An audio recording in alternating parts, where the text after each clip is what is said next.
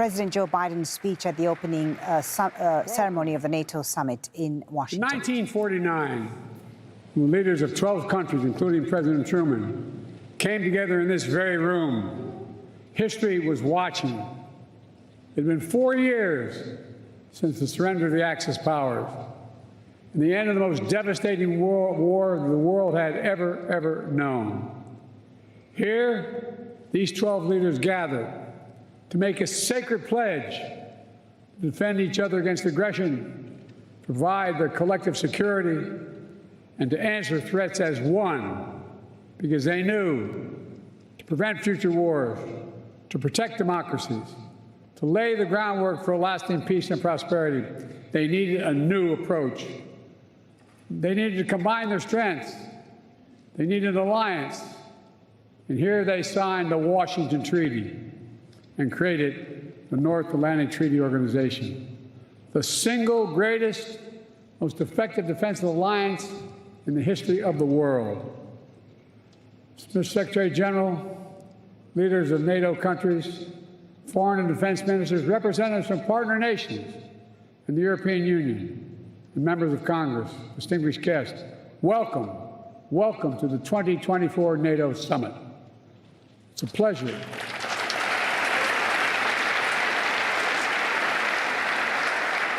It's a pleasure to host you in this milestone year, to look back with pride at all we've achieved and look ahead to our shared future with strength and with resolve. Together, we rebuilt Europe from the ruins of war, held high the torch of liberty during long decades of the Cold War. When former adversaries became fellow democracies, we welcomed them into the alliance. When war broke out in the Balkans, we intervened to restore peace and stop ethnic cleansing. And when the United States was attacked on September 11th, our NATO allies, all of you, stood with us, invoking Article 5 for the first time in NATO history, treating an attack on us as an attack on all of us, a breathtaking display of friendship that the American people will never, ever forget. Through all this history, when great changes occurred, people would ask, can NATO adapt? And every time we proved we could adapt, and we did, evolving our strategies to stay ahead of threats, reaching out to new partners to increase our effectiveness. And here with us today are countries from the Indo-Pacific region. They're here because they have a stake in our success, and we have a stake in theirs. Today, NATO is more powerful than ever, 32 nations strong. For years, Finland and Sweden were among our closest partners. Now they have chosen to officially join NATO, and because of the power and meaning of Article 5 guarantee, that's the reason. It was the most important aspect of the alliance in 1949, and it is still the most important aspect. I'd also note, Finland and Sweden joined the alliance not just because their leaders sought it, because their citizens called for it in overwhelming numbers.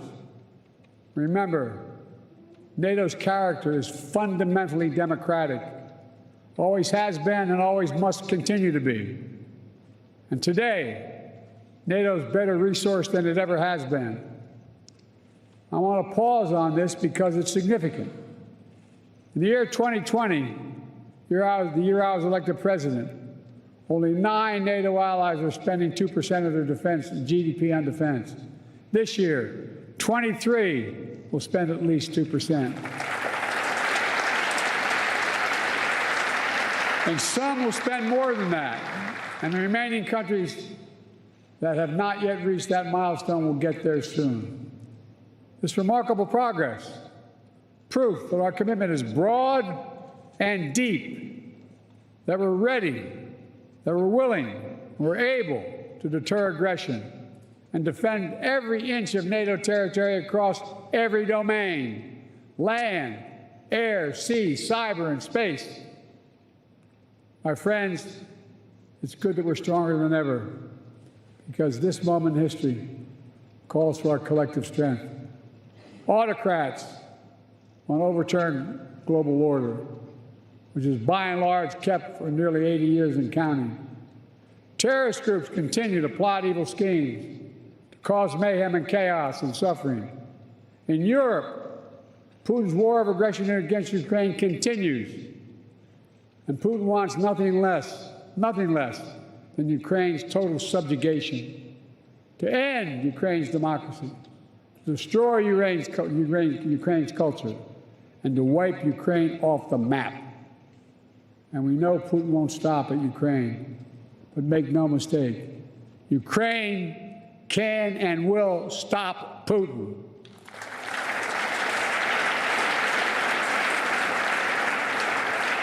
Especially with our full collective support. They have our full support. Even before Russian bombs were falling in Ukraine, the alliance acted. I ordered the U.S. reinforcements at NATO's eastern flank. More troops, more aircraft, more capabilities. And now the United States has more than 100,000 troops on the continent of Europe. NATO moved swiftly as well, not only reinforcing the 4 existing battle groups in the east, but also adding 4 more in Bulgaria, Hungary, Romania, and Slovakia, essentially doubling NATO's strength on the eastern flank. Together, we've built a global coalition to stand with Ukraine. Together, we provided significant economic and humanitarian assistance. And together, we've supplied Ukraine with weapons it needs to defend itself. Tanks, armored fighting vehicles, air defense systems, long-range missiles, and millions of munitions. The United States and nearly 24 allied partners have signed the bilateral security agreements with Ukraine, and more countries will follow. Today, I'm announcing the historic donation of air defense equipment for Ukraine. The United States, Germany, the Netherlands, Romania, and Italy will provide Ukraine with the equipment for 5 additional strategic air defense systems. And in the coming months, the United States and our partners intend to provide Ukraine with dozens of additional tactical air defense systems. The United States will make sure that when we export critical air defense interceptors, Ukraine goes to the front of the line.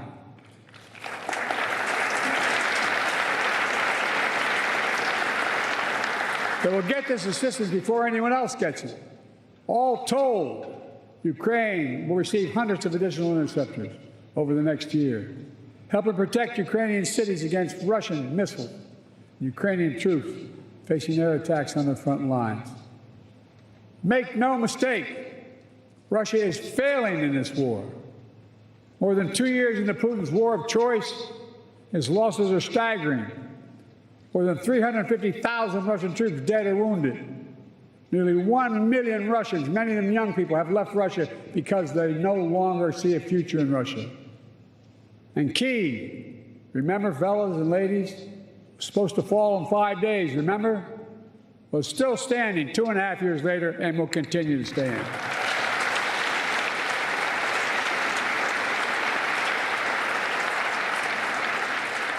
All of the allies knew that before this war, Putin thought NATO would break. Today, NATO is stronger than it's ever been in its history. When this senseless war began, Ukraine was a free country. Today, it is still a free country.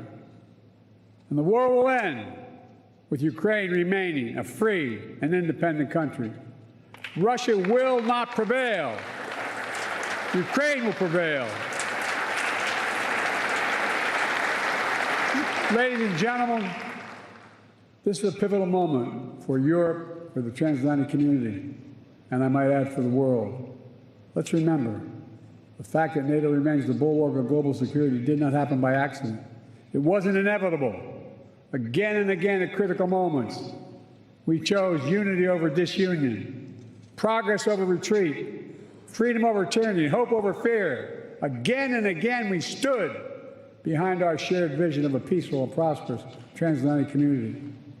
Here at this summit, we gather to proclaim NATO is ready and able to secure that vision today and well into the future.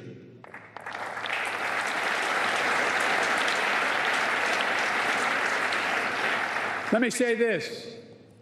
An overwhelming bipartisan majority of Americans understand that NATO makes us all safer. The fact that both Democratic and Republican parties are represented here today is a testament to that fact. The American people know that all the progress we've made in the past 75 years has happened behind the shield of NATO. And the American people understand what would happen if there was no NATO. Another war in Europe, American troops fighting and dying, dictators spreading chaos, economic collapse, catastrophes. Americans, they know we're stronger with our friends, and we understand this is a sacred obligation. As President Reagan put it, and I quote, "If our fellow democracies are not secure, we cannot be secure. If you are threatened, we are threatened. If you're not at peace, we cannot be at peace." Reagan knew it then, and we know it now. Our nations will continue to keep faith with what we pledged in years to come. Now, if you'll indulge me, I'd like to end my remarks in a slightly unusual way. NATO is an alliance of nations, but also made up of leaders. And one person in particular has done an extraordinary job leading NATO for the last decade. Secretary General Stoltenberg, would he come forward?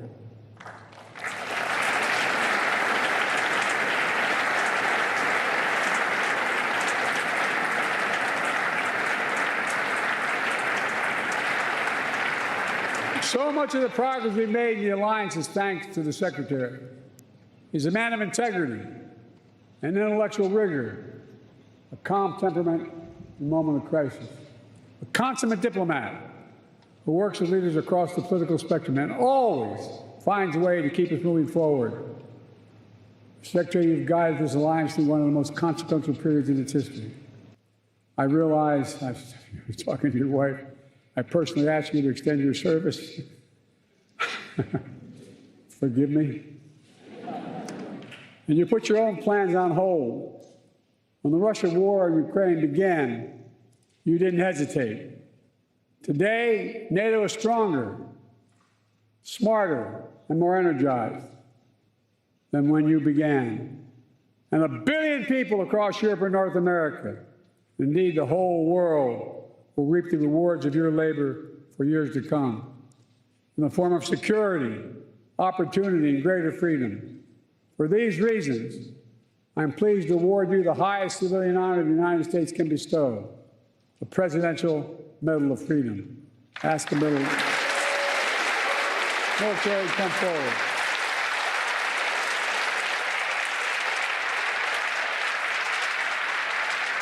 I'm asking to read the citation.